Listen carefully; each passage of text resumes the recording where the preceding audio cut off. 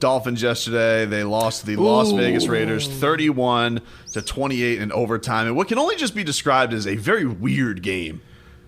You know what? And here's what people need to understand about sports. Like, sometimes you can only win the game that's in front of you, and you don't know how that game's going to play out. Yeah. Like, sometimes it could end up being one of those 10-7 games. Sometimes it could be a 40-45. Like, sometimes you just have to win the game that's in front of you. And they had a chance. And if I had to bet, if there was a unit on the field that I want to have a chance to win, it would have been the defense. Yeah. And the defense just kind of fell off. I don't know. I didn't check the numbers, but usually you check. That's what I was going to say. Usually you check the disparity in time or in plays. So and that stats for yesterday. The old TOP. Yep. Raiders had a 38-47, and the Dolphins had a 31-13. That's half a quarter. So just imagine, their team. And plus, you had an overtime in there too. So right. As far what about number of plays? Because that's usually an indication. Oh, they definitely had more. It was close, 81-78. Yeah. So. But they had almost twice as much in total yards. Right. But and again, when you have a pick six, and you have that's not offensive stats, but it's score. Yep. So you kind of have to just play the game. I hate when people who don't watch the game and see the way the game is played after the game go and look at the numbers and determine how the game was played, and it's not really an indication of how it was played. Look, that O-line, who is Austin Jackson 73? Yes, he is. You know what? If he was on this show, this is what I'd do. What, you just turn your back to him? Yeah, because that's what he was doing. That's what he was doing. So if I want to communicate with him, I have to turn around because he ain't looking forward. He's not good. He looked good on that touchdown run though. I mean, he did maul this guy. Yeah, but here's the thing, and I'm gonna be fair to him, right? Like, you get into the NFL, and you are an offensive lineman. You ain't never in your life had to deal with pass rushers like this. I'm sure. So and it's a good pass rush too. It's a good team. And all you really have to do is run block. Because you dominant. Look, in college, when you running for 200-300 yards a game, you flexing, and then the one time or the two times that you actually have to pass, you're not facing NFL pass rush. Because guess what? On defense, them the guys making all the money. So you ain't facing that. That being said, I'm gonna be patient, but damn. Like every I mean, it's less than a second after the ball snapped, they're on his edge. Yep. Which means they're past him, and the only way he can get him is either push him by, the quarterback can step up, or he hooks him. It was tough, man. It was he had a tough day. I mean, there were some moments where it definitely looked like Jacoby Brissett had time, but then it seemed like nobody was getting open, which I think is concerning. Because that was the whole thing, and I know a lot of people are. I don't know what you make of this, but a lot of people are upset with them basically turning Jalen Waddle into the next coming of Jarvis Landry. I sent a text. I'm like, look, I get you have Will Fuller, but you got a guy that does that quite well too. Yeah, and I would like to get to run with him because think about this: if you have a wide receiver on the field that can do both of those things, how hard is that to defend? Oh, it's good. But if you put Waddle in the slot, put Will Fuller on the outside, Will Fuller goes deep, and Waddle crosses the field all the time, you have to change it up to just give the appearance that, hey, we are a wide-open offense. You're not wide open even if you have guys running deep, if everybody's just doing what they do. Yeah, that was the thing that was – I think frustrating is because it did take till desperation time where they were, taking some chunk plays. I was just like, watching Jacoby, I was like, man, can he just not throw it? Like, he clearly, by the end of it, showed that he's got an arm. He's got a little bit to it. And I don't know, it took till desperation time for them to really start taking some chances. Don't you hate that? Like, I think if there's one thing that I was disappointed in, is that when the Dolphins' backs were against the wall and they had to get a score, the offense looked so much more fluid. Yeah. Instead of trying to force these little cross. I'm gonna tell you right now. Oh, no. I'm gonna tell you right now. I mean, that's been the Dolphins' offense for the past 15 years, though. Right, it's always but when it's- it's desperation mode, when they feel they need to throw it down the field. It's always that being dunk. said, it's also NFL football, right? Like everybody's throwing that mid-range stuff, over the top to the tight end. But let me clear my throat for this one, because I very rarely go, I very rarely go after a coach. But I'm gonna tell you this: whoever decided, that it was a good play to throw a delayed pass to Jalen Waddle in the end zone. Okay, I'm like, here's what I thought. I said, where's the lineman? Because usually when you run that play, you have a guy either a wide receiver or whose specific job is to block the first guy there so that doesn't happen. They ran that play twice, and both times he was naked out there. Nobody, where's the rest? Can we get some assistance for this man right here? You want him to catch the ball or you want him to avoid getting tackled? Because you can't do both. It really felt like it changed the game. I know there were a ton of opportunities out there. I know that there were penalties. I know there was swings back and forth. The Dolphins were up 14-0. And you gave them you gave them That's just it. like You gave them 2 points and a possession, and it felt like it swung the game completely. I don't understand it, Leroy. It's being called one of the dumbest plays in football history. But what I would say is this: I absolutely thought for a fact that somebody missed an assignment. Because I've never seen that play.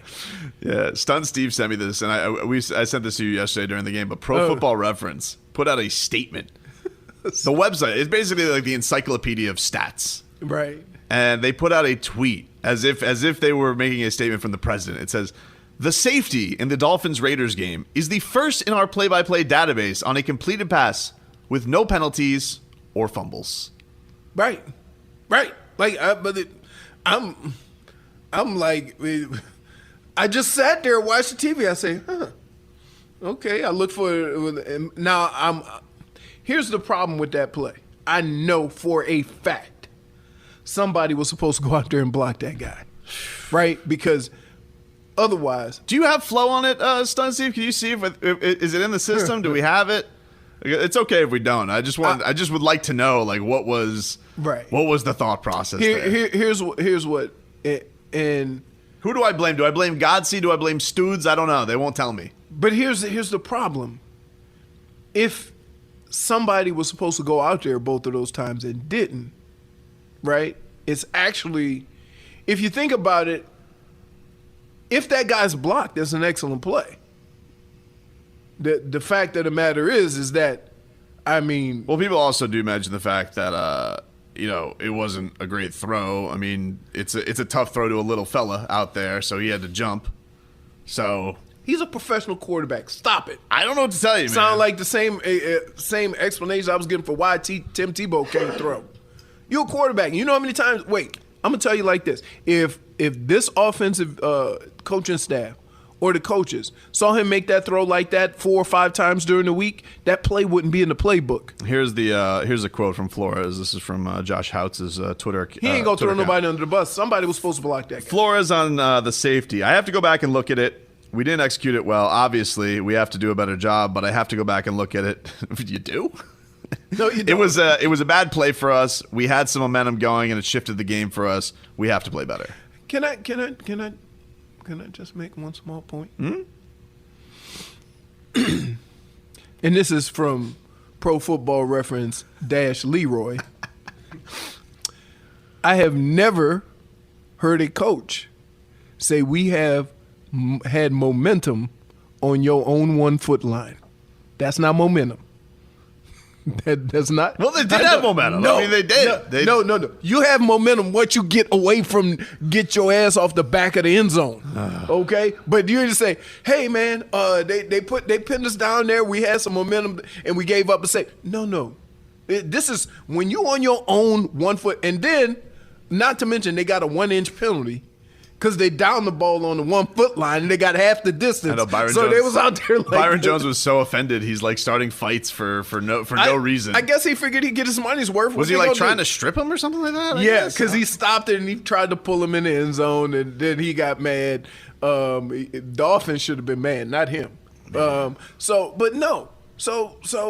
when you backed up, that's crisis situation, right? Look, make no mistake, all offenses are like, let's get the jumbos in there. Let's get the big boys. Let's get the ball off the goal line. Because here's what happens.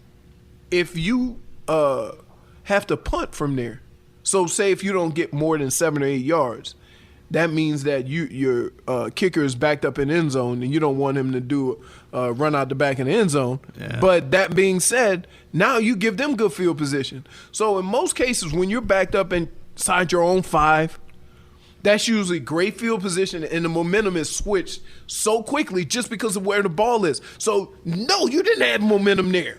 That's like, okay, we were in crisis mode. We had to get a first. That's, the goal in hand. If you're backed up against the end zone, get a first so you can change the field. Right. Because if not, that's usually when the punter has to punt it quick because they're coming after you. You usually get the ball on the 40-yard line, and then the momentum changes. So to say we had momentum, no, once he kicked it inside that 1, and then Will Fuller made it to half, right?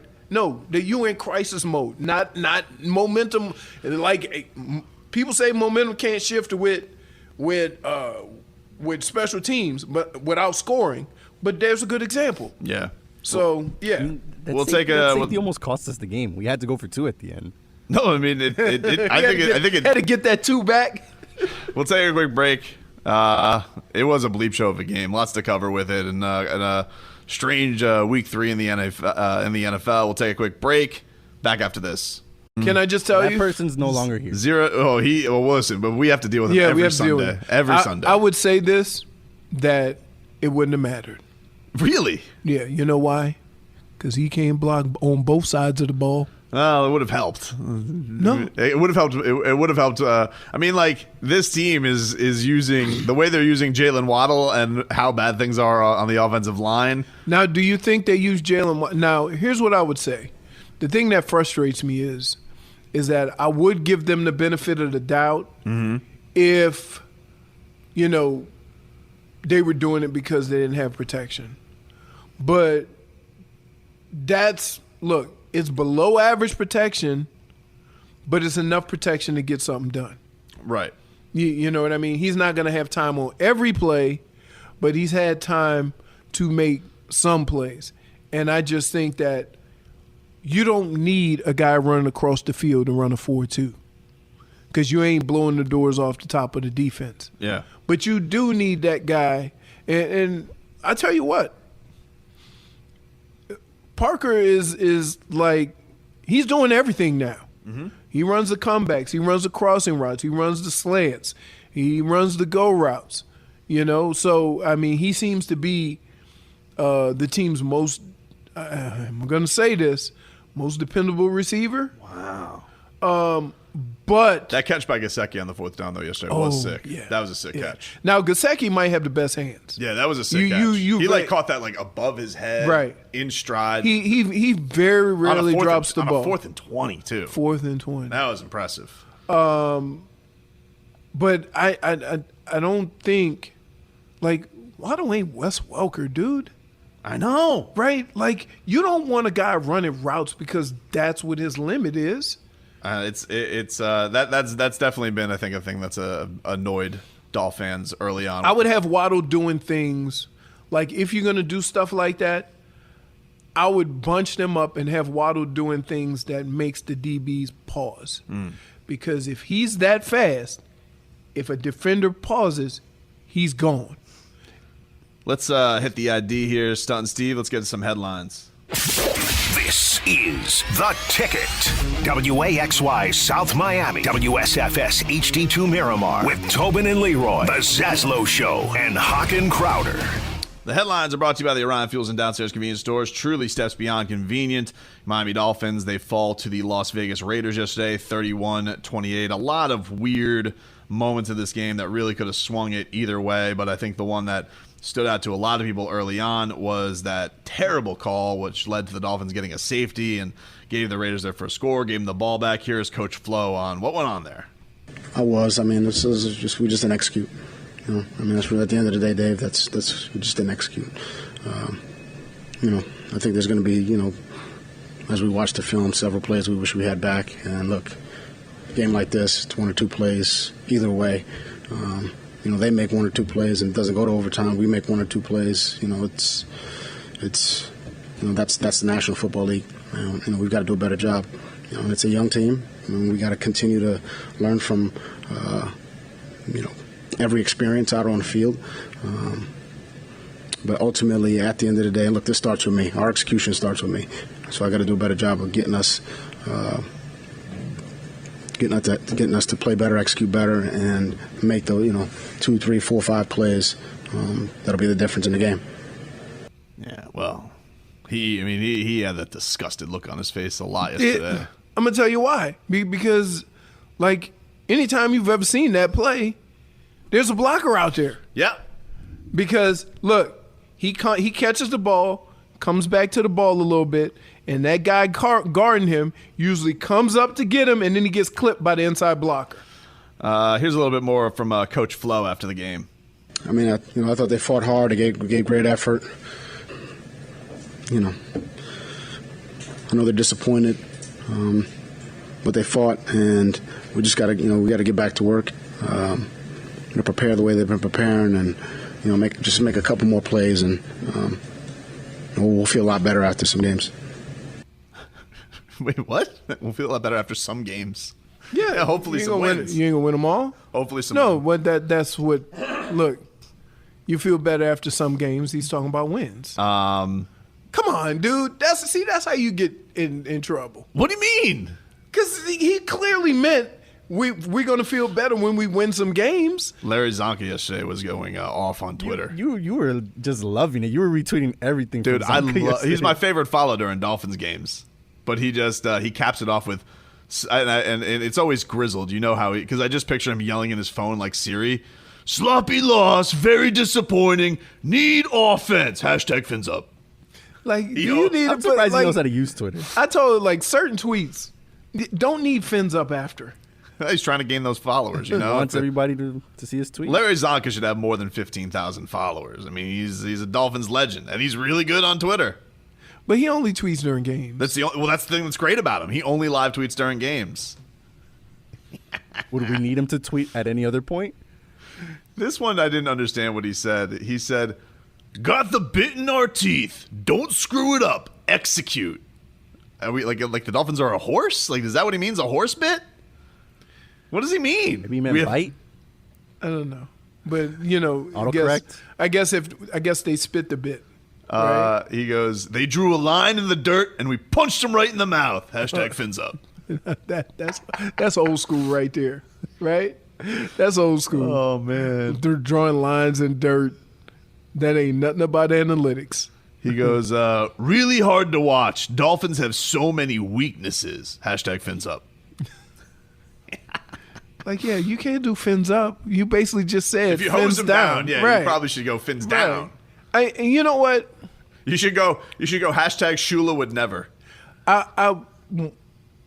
They have talent. Let's not they have talent. I just think there's a fine line between having guys do what they do to be successful versus having guys to fill a need. And I just don't think as a team they're there yet. For example, early on in Devontae Parker's career, all he did was sideline routes, right? It's when a little he was bit healthy. Right. But it's a little different now. He's running slants. He's running crossing routes. He's running inside routes. He's running routes across the middle. That's something that he would never do. Okay, now they see that he can do it. when you have a young team, there's a lot of this going on simultaneously. Okay, so for example, Jalen Phillips, right? Right now, I guess they feel comfortable with having him in the game as a pass rusher. Mm-hmm. He's going to have to learn how to do different things because what offenses do is they go, hey, when 15 is in the game, this is what we're going to run because he's not able to do all these other things. Definitely saw him hustle more yesterday. Like, still haven't seen him have that tackle for a loss play, but like he's putting pressure on. He's putting pressure on the quarterback. He's getting in his face. I felt like I saw him more yesterday than I have in every game. Javon Holland almost had a sick play at the goal line. I mean, he almost got that ball before. Yeah. That dude has serious NFTF. NFTF. Yeah, but so it's just a matter of you have to find that fine line without giving your team a tell. Right. Right? Like, this guy does this well, but I got to play him in these other situations. Right now with Waddle, basically they're looking at him as this is what we want him to do because we have, this guy doing this. And I would say you become more dynamic of a team when you just put those two guys out there. So if you put Will Fuller and Jalen Waddle out there together, and then you don't know who's going to do what, that makes your offense more dynamic. And right now, it just looks like everybody has a role, and that role's not being expanded that much, either because you haven't been healthy, you're young, and whatever. And that's the part of it that takes a little bit of time to have everybody be able to do multiple things. Because, again, when you think of a Bill Belichick team or a team of this nature, it happens a little bit easier on defense because Flo is a defensive guy, so he maybe can see it a little bit better. But offensively, it just seems like everybody has their role. There's no real flexibility, and a lot of it has to do with you got your backup quarterback in. Yeah. There's a lot of other things going on, but you need to go, look, right now at wide receiver, they're doing a 10-man rotation. And it's playoff time. They need a 7-man rotation, an 8-man rotation. They did bench more guys too this week. Like they went, they benched, who was it? Albert Wilson and Preston Williams were not active. Right, but that's my point. That's my point. Okay, it's time to get into a flow where you can just grow. Yeah, you got to figure it right. Out. And clearly they believe in Jalen Waddle enough to target him as many times. I mean, he still ended up with 12 catches. It's just. I'm not going to be, 12 catches for 100-something yards. Again, not 12 and for guess 48. What? And here's the deal. Periodically, you have to keep a defense honest. You have to switch Jalen Waddle and Will Fuller, and they have to run each other's routes, and they have to do things offense is real simple. Okay, when I was in Minnesota, we had 5 or 6 pass plays. Right? The most important thing was the protection of how many people are going to protect, whether you had a hot or not. But here's the kicker. We didn't run routes based on people. We ran routes based on your position on the field, and the coach would and Bellick would move we would be in different personnel so that the play looked different, but everybody on the field knew what they wanted to run. If Randy had run 5 go routes in a row, him and Chris Carter would switch so that nobody, we knew what the play was. We knew who had to do what, but nobody knows who's going to do it. Should mention that the Dolphins on Saturday did officially place Tua Tagovailoa on IR, so he's out for another 2 weeks. Another 2 weeks, right. He's been out. He was out this week, but he's going to be out for another 2. So let me tell you. That Can't have nice things. Can't have nice things. I missed him yesterday, man. Yeah, I'm going to tell you that those were ribs, man. For when people were saying, "Oh, Ryan Tannehill, that's just bruised ribs," I'm like, man, you don't know that. You think. Wait, think about this. Think of the technology they have in hospitals. Mm-hmm. You think you're gonna get that at a stadium? Well, I saw the biggest man on the field in the NFL yesterday got split in half by a hit. Gronkowski, that hit that he took yesterday was brutal. Dude, I'm telling you, ribs ain't nothing nice. And the problem is this. You have a number of ways in which you could break ribs. You could either get hit. You can have a fat guy fall on you. You could get crushed, right? And you get up and you're just like, ow. Like, man, yeah, it's amazing. Like, there's a lot of broken ribs in the league. Anything that really surprised you yesterday in the NFL? You had the Bills. They kicked the crap out of Washington. The Browns handled the Bears. Ravens. Did you see the Ravens winning with the 66-yard field goal? Dude, let me tell you what. I was watching the game, and they did the shot through the end zone. Yeah.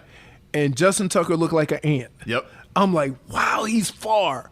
Right? And I remember, and every time I keep thinking, who's the Raiders kicker? Janikowski. Janikowski. Yeah, they played that yesterday. Remember they tried a 70-yard field goal? I think it was like the anniversary of that yesterday because I did see that. And right. And then Lane Kiffin got fired after that. And then remember, who was it? They played another one where Prater tried a 68-yarder, and they ran it back for a touchdown. Yeah. Was that yesterday? That was yesterday, kick 6. Right.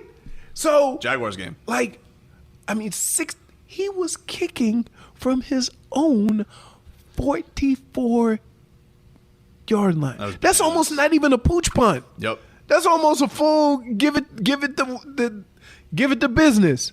But he kicked that ball, and it couldn't have gone 67 yards. Nope. It couldn't have gone. It hit right on top of the crossbar. Only fitting that it happened to Detroit. Oh, dude, they were. I mean, Oh, you see, Detroit, Man Campbell's so broken. Man Campbell's like, Well, they are got. you bleeping kidding me? It seemed like they got screwed on a delay of game call too. They got about 75 seconds to get the kickoff. Yeah, like it was. Man Campbell's like, if they apologize means nothing. I'm like, no, I'm kind of with them there. Hey, wait. So, what an angry coach looks like, right?